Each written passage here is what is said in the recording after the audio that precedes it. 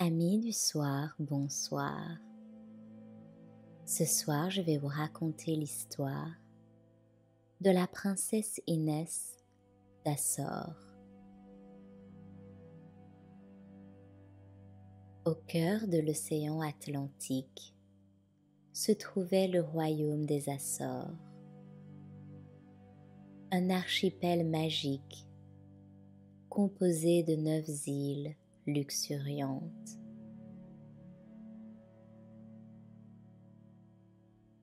Ce royaume était dirigé par le sage roi Alvaro et la reine Isabella,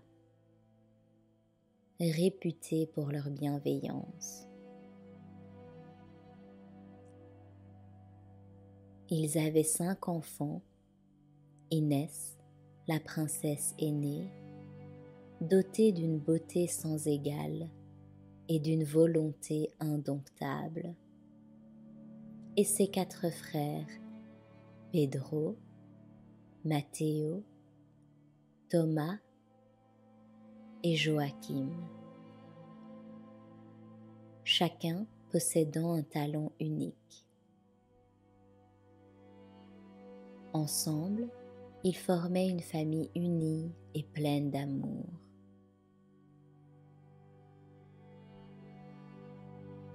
Les îles d'Assor étaient réputées pour abriter des êtres magiques, des sirènes dans les eaux cristallines, des dragons endormis sous les montagnes volcaniques et des fées qui veillaient sur les forêts enchantées.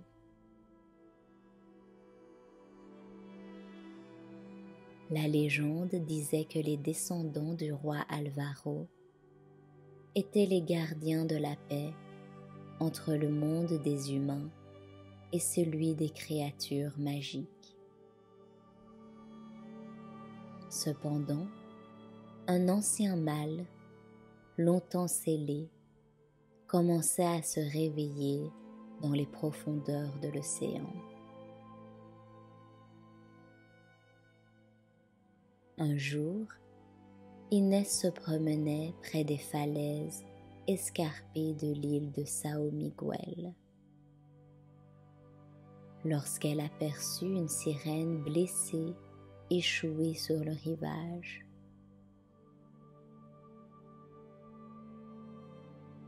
La créature, avec des écailles scintillantes et des cheveux d'algues dorées, murmura une prophétie à la princesse. Le royaume serait bientôt menacé par un pirate redoutable, et seul l'amour véritable pourrait sauver l'archipel de la destruction.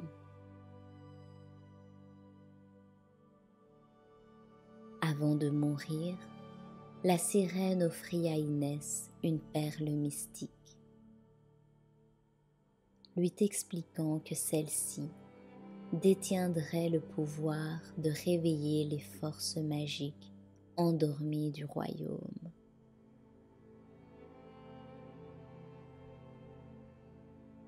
La nuit qui suivit, une tempête terrible se déchaîna sur l'archipel. Le ciel s'assombrit et d'étranges éclairs zébraient l'horizon. Au matin, les habitants découvrirent que des navires pirates rôdaient près des côtes.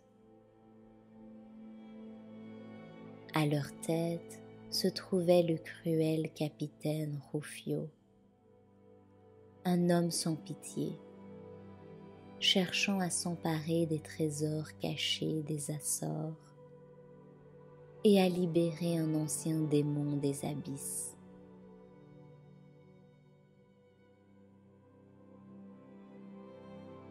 Inès convoqua ses frères pour une réunion d'urgence. Pedro, le plus fort d'entre eux, proposa de se battre immédiatement. Matteo, le stratège, suggéra d'utiliser la ruse. Thomas, doué en navigation, proposa de cartographier les mouvements des pirates, tandis que Joachim, le plus jeune, doté d'une intuition particulière, suggéra de chercher des alliés parmi les créatures magiques.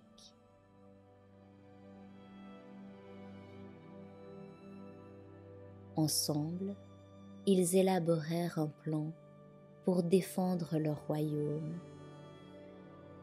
mais ils savaient qu'une grande épreuve les attendait.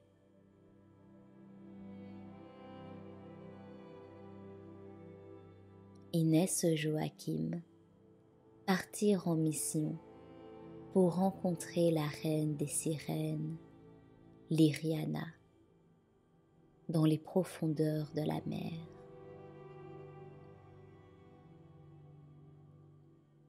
Lyriana accepta d'aider les humains, mais seulement si Inès pouvait prouver sa valeur en passant un test sous-marin. La princesse plongea dans les abysses où elle dut affronter des créatures marines et récupérer un sceptre perdu, symbole du pouvoir des sirènes. Après une lutte acharnée, Inès réussit, scellant ainsi une alliance entre les sirènes et les humains.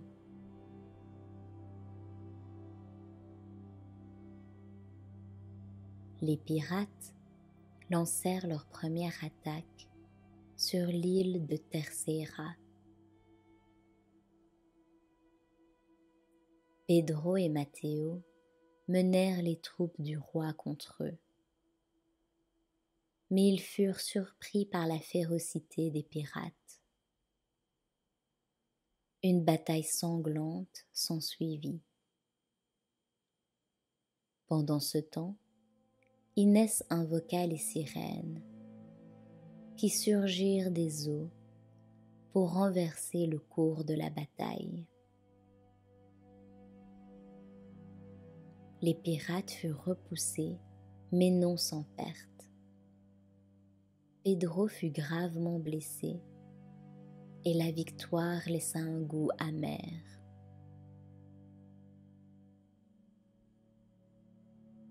Au milieu des conflits, Inès fit la rencontre de Marco, un mystérieux navigateur étranger venu aider le royaume. Il était beau, ténébreux, et portait en lui un secret sombre. Inès, attirée par lui, sentait que leur destin était lié. Leur amour naissant fut intense et passionné, mais Inès devait faire face à ses responsabilités en tant que princesse.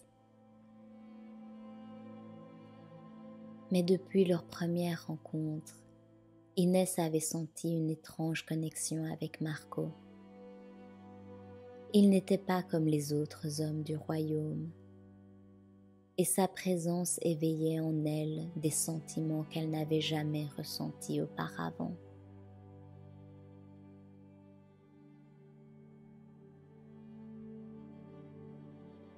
Marco avait cette aura de danger, un charme brut et indomptable, mais aussi une douceur qui le rendait irrésistible aux yeux d'Inès.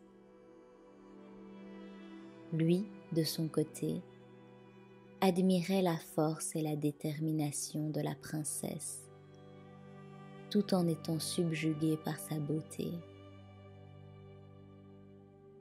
Les regards échangés, les conversations secrètes et les moments partagés en faisant oublier à Inès ses responsabilités pour de brefs instants.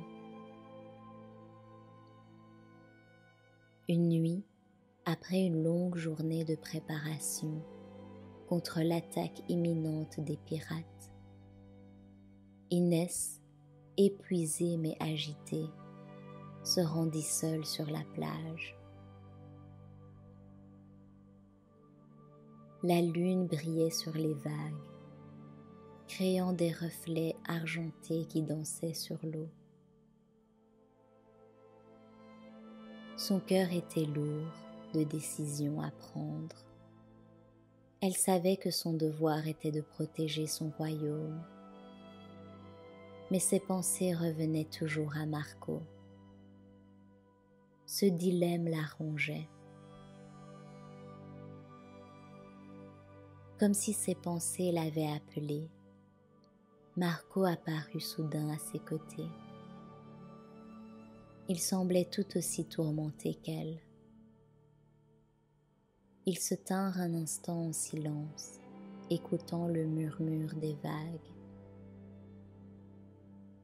Puis Marco prit doucement la main d'Inès et sans un mot, il la guida vers une petite grotte dissimulée par des rochers. Un endroit secret qu'il avait découvert lors de ses explorations de l'île. La grotte était illuminée par des pierres phosphorescentes incrustées dans les parois, émettant une lueur douce et envoûtante. Le bruit des vagues résonnait dans l'espace clos, créant une ambiance presque surnaturelle.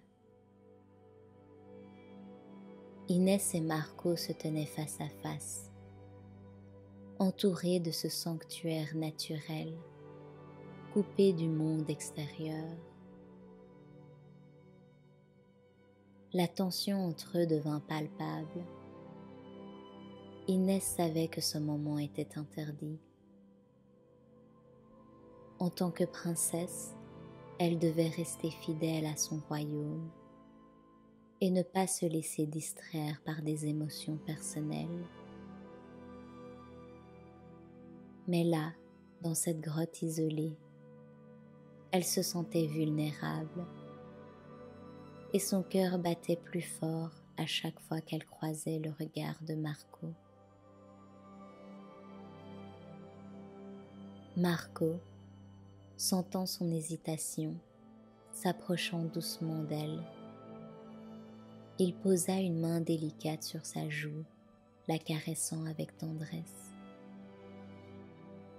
Inès, incapable de résister plus longtemps, ferma les yeux et laissa échapper un souffle. Elle savait qu'elle ne pouvait plus nier ses sentiments.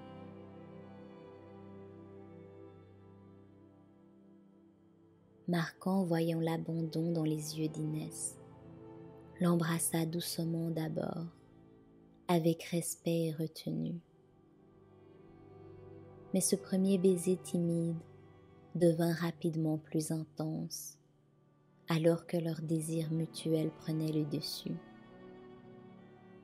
Ils se rapprochèrent l'un de l'autre, leurs corps se pressant dans cette grotte où seules les vagues pouvaient témoigner de leur passion. Chaque caresse de Marco semblait éveiller un feu en elle, et elle l'embrassa avec une intensité qu'elle ne se connaissait pas. Dans cette grotte cachée, entourée par les mystères des Açores, ils s'abandonnèrent à leurs désirs. Leurs corps s'entrelacèrent dans une danse intime, où chaque geste était une expression de l'amour profond qu'ils avaient l'un pour l'autre.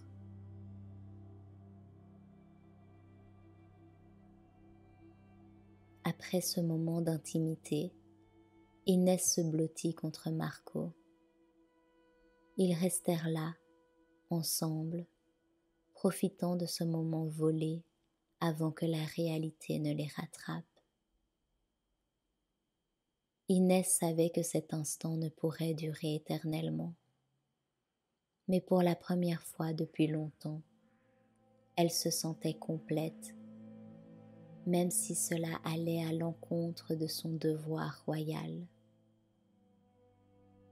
Elle murmura à Marco qu'elle ne regrettait rien, même si leur amour ne pouvait être accepté par le royaume. Marco, quant à lui, jura de toujours la protéger, qu'importe les dangers à venir.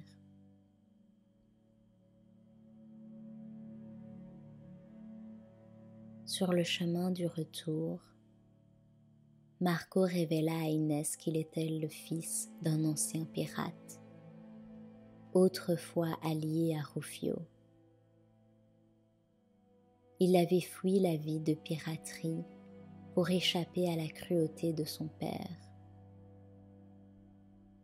mais savait que Rufio cherchait une ancienne carte cachée sur l'île de Fayal, une carte menant au trésor des abysses, capable de réveiller un démon. Marco avait juré de l'empêcher à tout prix.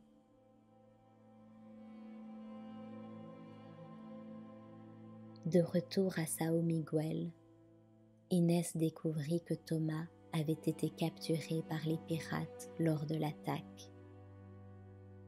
Matteo, rempli de rage, proposa un assaut direct pour libérer son frère. Mais Inès, plus sage, insista pour élaborer une stratégie plus prudente. Cependant, un traître dans leur entourage, corrompu par les promesses de richesse de Rufio, fit échouer leur plan, mettant la vie de Thomas en danger. Joachim, sentant que leur famille avait besoin d'aide surnaturelle, partit en quête des fées de la forêt enchantée, des êtres puissants mais capricieux. Après des jours de recherche, il rencontra la frêne des fées, Amaranta, qui lui offrit une potion magique pour protéger ses frères et sœurs, mais à un prix.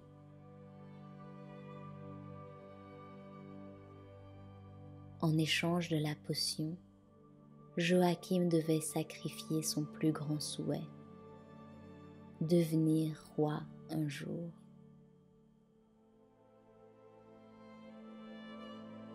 Avec l'aide des sirènes et de la potion magique, Inès, Pedro et Matteo montèrent une mission pour libérer Thomas.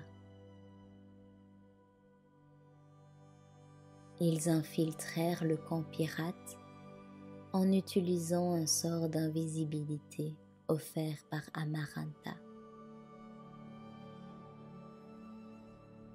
Après une série de combats, Thomas fut sauvé, mais l'ombre de Rufio continuait de planer sur ce royaume.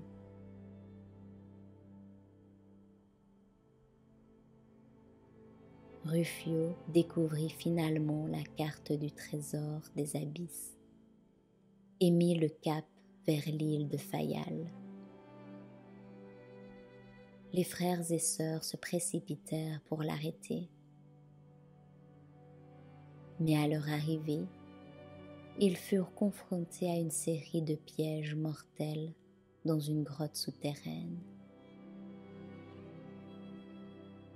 C'est là que Marco prouva sa loyauté en aidant la famille royale à naviguer dans le labyrinthe. Mais au prix de sa propre vie, il se sacrifia pour sauver Inès d'un piège.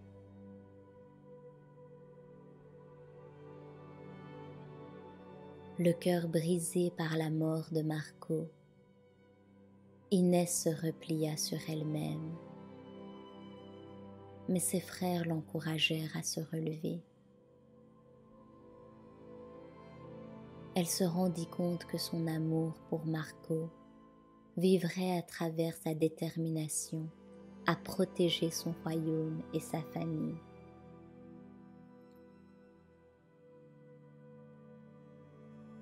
La bataille finale entre les forces du royaume des Açores et les pirates se déroula sur les falaises de Fayal. Pedro et Matteo menèrent leurs troupes avec bravoure, tandis que Joachim invoquait les créatures magiques pour soutenir leur cause. Inès, brandissant le sceptre des sirènes, affronta Rufio en combat singulier, utilisant à la fois la force et la magie pour triompher. Alors que Rufio était sur le point de libérer le démon des abysses, Inès comprit que la perle mystique de la sirène pouvait sceller à jamais la magie noire. Cependant, cela nécessitait un grand sacrifice. Inès décida d'utiliser la perle, sachant qu'elle perdrait tous ses pouvoirs et son lien avec les sirènes en échange de la paix pour son royaume.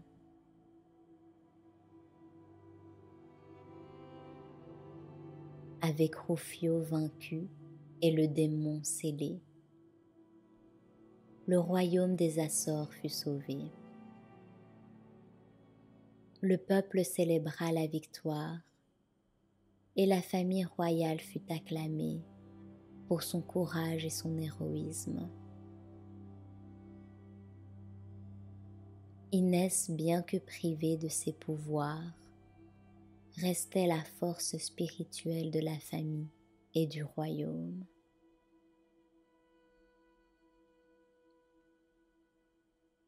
Le royaume entreprit de se reconstruire après les destructions causées par les pirates. Chaque frère et sœur assuma une responsabilité nouvelle.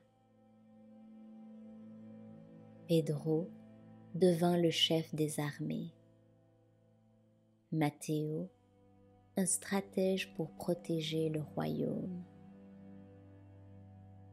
Thomas dirigea les explorations maritimes.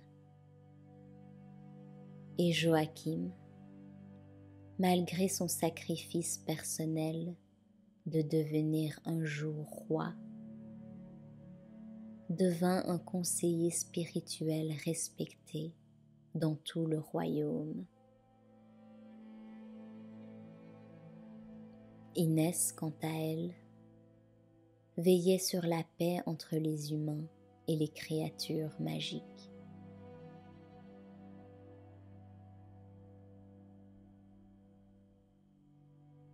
Après quelques années, bien qu'elle portait encore la douleur de la perte de Marco, Inès accepta d'ouvrir son cœur à nouveau.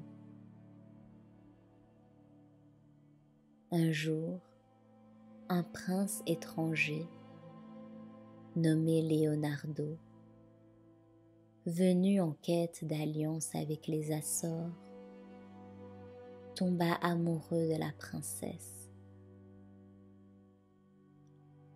Leur amour fut plus calme et mature, mais rempli de respect mutuel.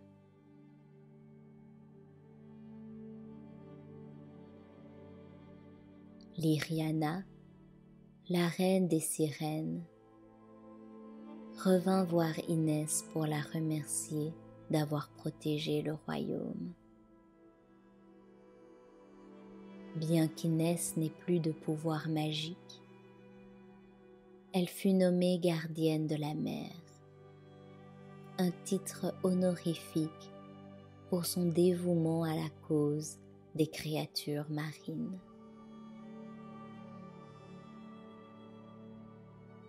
Le mariage d'Inès et de Leonardo unifia le royaume des Açores avec un autre archipel éloigné, apportant une nouvelle ère de prospérité et d'harmonie.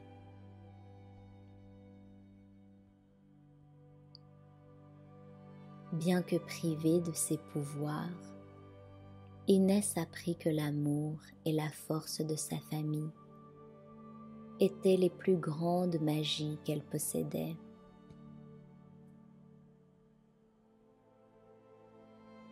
Ensemble, ils continuèrent à veiller sur le royaume, respectant les anciennes alliances avec les êtres magiques.